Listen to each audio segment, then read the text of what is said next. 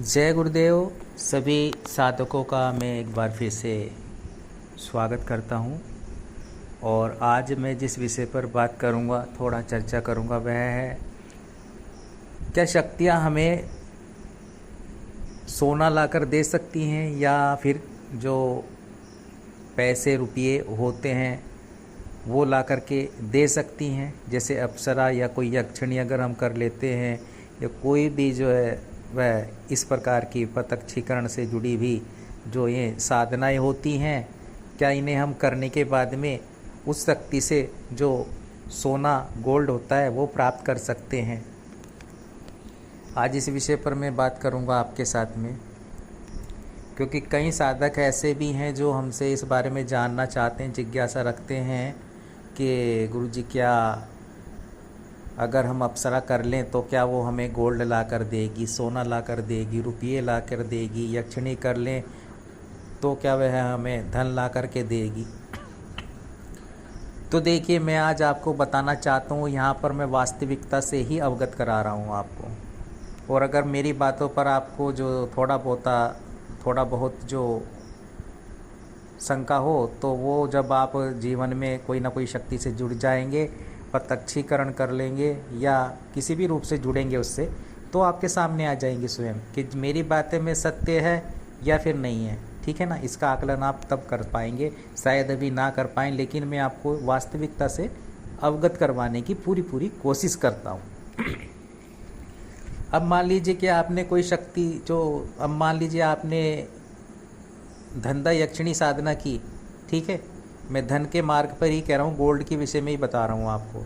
यहाँ धंधा यक्षिणी से लेकर के चलता हूँ, अन्य यक्षिणी को तो छोड़िए आप, क्योंकि जो धंधा यक्षिणी है वह धन से ही जुड़ी हुई देवी एक तरह से है, और एक वह यक्षिणी धन के मार्ग जो है वह धन से संबंधित होती है। ठीक है, साधक उस उद्देश्य पूर्ति हेतु ही ये साधना संपन्न करता है।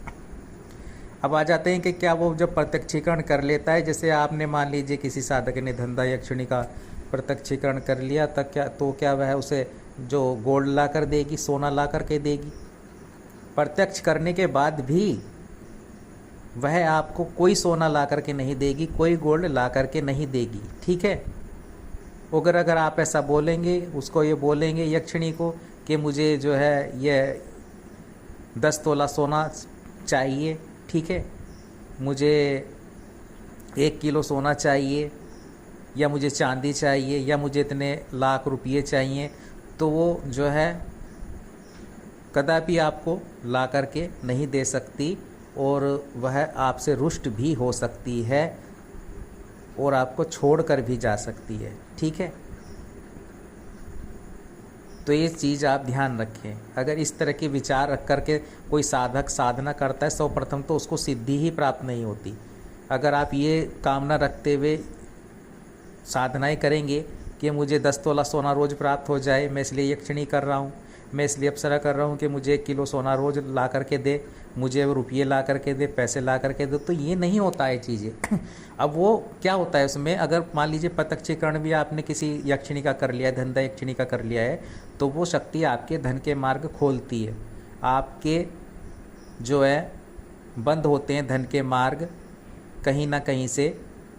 ठीक है, तो वो धन के मार्गों को खोलती है। आगमन होने लगता है धन का, आगमन होने लगता है श्री तत्व का, आगमन होने लगता है आपके घर में जो चारों दिशाओं से धन का आगमन होने लगता है किसी न किसी माध्यम से।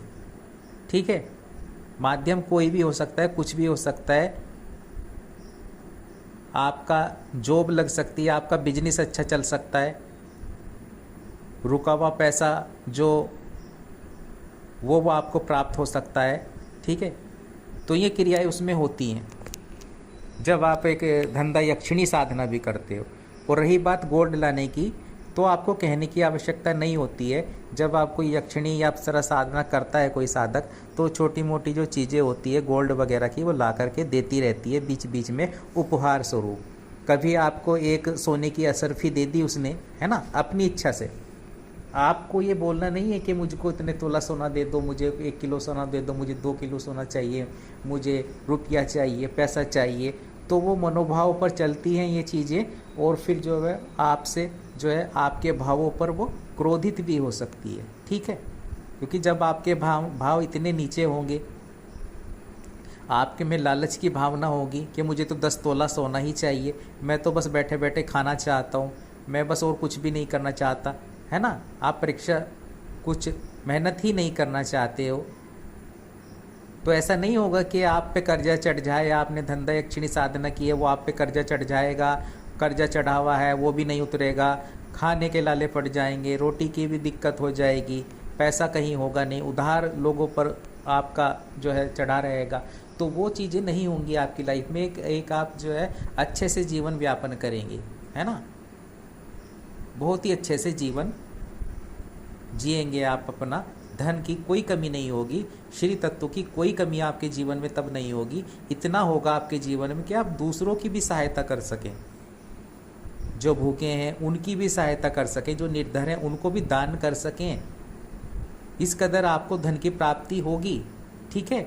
लेकिन ये भाव तो होने ही नहीं चाहिए किसी भी साधना में कि मुझको 1 किलो सोना चाहिए या मुझको वो अप्सरा 10 तोला सोना ला करके देगी, है ना, मैं बस सोने के लिए साधना करना चाहता हूँ। तो ये कहीं भी नहीं होता है, कोई भी शक्ति नहीं देगी, ऐसा कोई भी शक्ति नहीं करती है, ठीक है।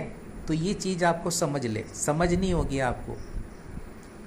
और फिर नहीं वही हालत हो जाएगी ईंटों वाली। जैसे मैंने वो आपको वास्तविकता एक घटना से अवगत कराया था, मैंने वीडियो भी डाली हुई है कि उन्होंने साधक जो थे उन्होंने कोई साधना नहीं की थी, उन्होंने कोई विधान नहीं किया था, उनको रास्ते में यक्षिणी प्राप्त हो गई थी, मिल गई थी। जो शमशानिक यक्षिणियाँ भी कुछ होती हैं, ठीक है, तो वही यक्षिणी उनको लालच दे रही थी, सोने की ईंट दे रही थी।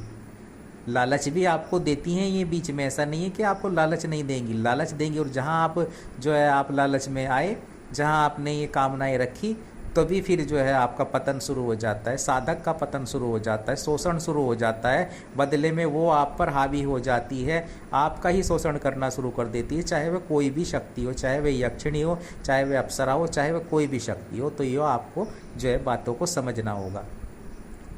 हालांकि उन साधक ने जो है सोने की ईंट नहीं ली थी, लेकिन उसके बाद भी उन्होंने बहुत प्रयास किया कि वो सोने की ईंट उसको दे दें और नित्य हफ्ते में या तो उसको सोने की ईंट देती रहें।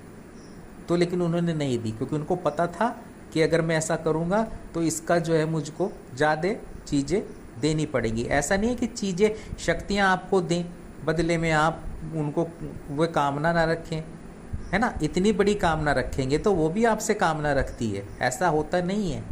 तो ये आप बात समझ लें। तो लालच नहीं होना चाहिए, क्योंकि कुछ साधक हमारे पास हमसे बात भी कई साधक करते हैं, और वो कहीं ना कहीं उनका कई साधक तो ऐसे होते हैं जो बोल देते हैं कि गुरुजी वही साधना करना चाहता हूँ जो सोना लगाता है। अब देखिए सोने में क्या होता है, यहाँ तक कि आप तो यक्षिणी को, चलो मैं धंधा यक्षिणी को भी थोड़ा सा अब इससे आगे की बात करता हूँ, इससे उच्च कोटि की शक्ति की, ठीक है। यक्षिणी से भी मैं करता हूँ बात तारा की, तारा महाविद्या की, ठीक है। अब जो तारा महाविद्या होती है वो तो सोना से ही संबंधित एक देवी भी हैं, है ना। तो वो भी आपको 1 किलो सोना, 10 किलो सोना नहीं देंगी। अगर उनकी भी आप प्रत्यक्षीकरण रूप में साधना संपन्न कर लेता है कोई साधक तारा देवी की, तो वो भी जो होता है जीवन में जो है श्री तत्व बढ़ जाता है। उस साधक का जो है भौतिक जीवन में पूर्णता प्रदान कर देती है, इतना दे देती है उस साधक को कि वह दूसरों की भी सहायता कर सके, ठीक है। 10 आदमियों को और खिला सके बाहर के, ठीक है। इतना प्राप्त करवा देती है, इतने मार्ग उसके खोल देती है। चारों दिशाओं से जो बंधन होते हैं श्री तत्व के, श्री से जुड़े हुए, वो खोल देती है। चारों ही दिशाओं से धन का आगमन किसी न किसी रूप में होने लगता है, चाहे वह उसके बिजनेस के रूप में हो, चाहे वह उस व्यक्ति के जो है रुका हुआ पैसा, फंसा हुआ पैसा वापस मिल जाए। तो ये सब चीज़ें होने लगती हैं उसके साथ में, और अच्छा जीवन व्यापन करता है। तो वही महाविद्या तारा करती है। और बीच में क्या करती है, गोल्ड की कामना रखेंगे तो ऐसा भी होता है कि अगर आपको तो बोलने की भी आवश्यकता नहीं है, वही चीज़ होती है उसमें भी। सोने के छोटे मोटे उपहार माता देती रहती हैं, जैसे तकिए के नीचे रखे हुआ आपको एक गोल्ड का जो है वह असरफी मिल गई। कभी कभी ऐसा हो जाता है साधक के साथ में, ऐसा होने लगता है कि छोटा सा सोने का टुकड़ा मिल गया, एक सोने का बिछिया मिल गया, ठीक है, अंगूठी मिल गई कभी सोने की। तो ये छोटी छोटी चीज़ें होती रहती है और उनको आप इकट्ठा कर सकते हैं। तारा महाविद्या में ये चीज़ होती है, ठीक है। इस तरह से गोल्ड प्राप्त होता है। ऐसा नहीं होता कि आप उनसे कह दें कि माता मुझको इतना सारा गोल्ड चाहिए, मुझको ये धन चाहिए, तो ये सब चीज़ें होती नहीं है। और अगर आप ऐसा बोलोगे और इस तरह से जो रख कर के मानसिकता साधना करोगे, सबसे पहले तो सफलता ही नहीं मिलेगी। तो मैं आपको थोड़ा सा अवगत कराना चाहता हूँ। और दूसरी बात और हो रही, एक बात और है कि अगर कोई साधक जो है कुछ जिन साधनाएं करते हैं, प्रेत साधनाएं, तो इनमें क्या होता है कि देखिए इनमें भी आप रुपया मंगाते हैं। कोई साधक जो होते हैं रुपया पैसों के लिए करते हैं कि पैसा कहीं से प्राप्त हो जाए, वह हमको धन ला करके दे, हम कोई जिन साधना संपन्न कर लें, कोई प्रेत साधना, और उसके द्वारा जो है हम धन मंगवाते रहें, पैसे मंगवाते रहें, मकसद ये होता है। तो उसमें भी यही क्रिया होती है। उसका बहुत ज़्यादा चुकाना पड़ सकता है आपको, अगर आप जो शक्तियों से ऐसे ऐसे कार्य लेंगे कि जिसमें आपको कुछ ना करना पड़े। और वो सब समझती हैं।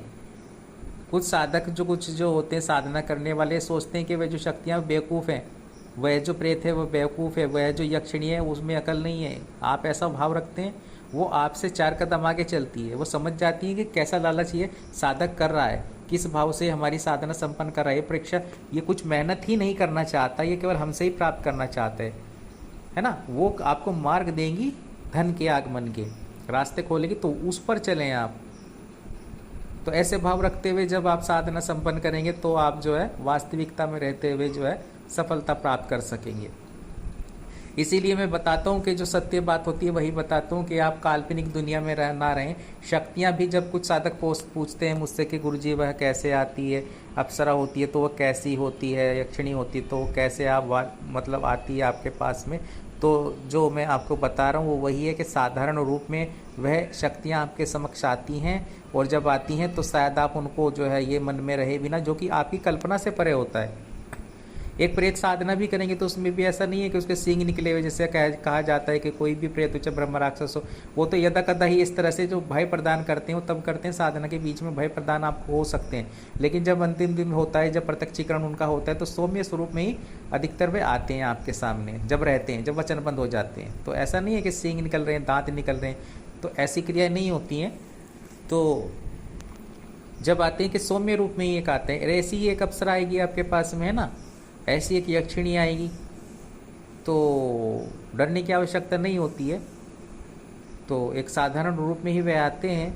और जब आपकी कामना होती है, जब जैसे कि कोई अप्सरा साधना करता है और उनकी कामना होती है कि मुझको जो है एक अच्छे रूप में आपको देखना है, कामना करनी है, आप ऐसे विचार हैं आपके, तो वो उस दिन वही 16 श्रृंगार कर करके उस साधक के समक्ष आती है। वरना वो एक साधारण रूप में ही, साधारण रूप का तात्पर्य ये नहीं है कि कोई वैसे ही आ गई, साधारण रूप में कि नॉर्मल कपड़ों में आपके सामने उपस्थित होती है, नॉर्मल धोती में। ऐसा नहीं है कि कोई चटक रंग या वैसे, कोई नॉर्मल साधारण रूप में आपके समक्ष आती है। और हालांकि उसके चेहरे पे तेज होता है ना, और एक अलग ही आकर्षण प्रबल होता है उसमें, वो अलग बात होती है। लेकिन जब साधक की कामना हो, तो जैसी कामना हो तो उस रूप में उसके सामने उपस्थित होती है। तो यही शक्तियाँ होती हैं, यही इनका जो है रूप होता है। तो ऐसा कुछ नहीं है। बातें भी आप ही की तरह करेंगी, जैसे आप हमसे कोई नॉर्मल करता है वैसी ये बातें करती हैं, क्योंकि ये इन्हें ज्ञान होता है समस्त भाषाओं का, सारी भाषाओं का इनको ज्ञान होता है। जिस भी भाषा की कामना रखता है साधक, जिस भी लैंग्वेज में आप इनसे बात करेंगे उसी लैंग्वेज में आपसे बातें करती हैं। और खैर ये अलग विषय हो गया, इस पर कभी और मैं वीडियो बनाऊंगा। फिलहाल जो मेरा एक टॉपिक था वो यही था, जो बात का एक जो आधार था वो यही था कि क्या शक्तियाँ आपको गोल्ड देती हैं, क्या शक्तियाँ आएंगी आपको सोना देंगी, क्या आप इसलिए अप्सरा साधना करें केवल इसलिए कि मुझे गोल्ड चाहिए, मुझे सोना चाहिए, केवल इसलिए कि मुझे धन चाहिए। तो अगर ये भाव रख के कोई भी साधक साधना करेगा, चाहे माता तारा की भी करेगा, केवल यही भाव रखेगा कि बस मुझे तो 1 किलो सोना चाहिए, मुझे 10 किलो, तो वो बिल्कुल भी सिद्ध नहीं होगी। ठीक है ना। आप जब साधना करें, चाहे वो धन से संबंधित देवी है, जब भी उसकी साधना करेंगे, कोई भी ये शक्ति है, तो मन में ये भाव रखें कि मेरा दरिद्रता का नाश हो, मेरे जीवन में पूर्णता प्रदान हो, मुझको पूर्णता प्रदान करें, भौतिक जीवन में कोई अभाव ना रहे, है ना, चारों दिशाओं से जो है धन का आगमन हो सके, गृहस्थ जीवन में पूर्ण सुख प्राप्त कर सको मैं। तो ये भावना रखते हुए आप साधना करें तो मार्ग अपने आप धन के खुलेंगे। ऐसा नहीं होना चाहिए जैसे आप विचार रख के साधना करेंगे, सर्वप्रथम तो साधना ही सिद्ध नहीं होगी। बाकी की बात तो बाद की रही कि भाई आप इतना धन लेंगे या नोटों की बारिश करवाएंगे, तो जो जैसे कि कुछ यूट्यूबर बोलते हैं कि ये साधना कर लो नोटों की बारिश हो जाएगी, इतना तोला वह यक्षिणी ला करके आपको देगी, इतना तोला। तो ये बहुत खतरनाक चीज़ है।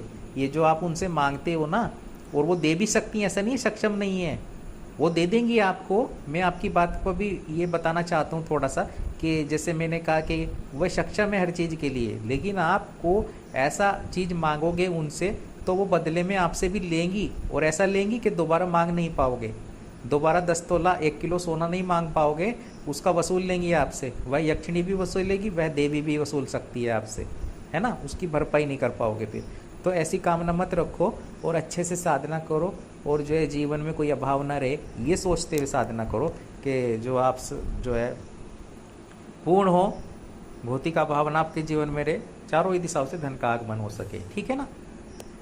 तो आज थोड़ा सा मैं यही जानकारी आपके बीच लेकर के आया था। उम्मीद है आप समझेंगे मेरी बातों को, और जब भी कोई ऐसी साधना करेंगे, चाहे आप धंधा यक्षिणी करें, चाहे आप माँ तारा की करें, तो जो है उसी प्रकार से आप साधना करें और सफलता प्रदान करें, सफलता प्राप्त करें अपने जीवन में। ऐसी ही मैं सदगुरुदेव से कामना करता हूँ। जय गुरुदेव।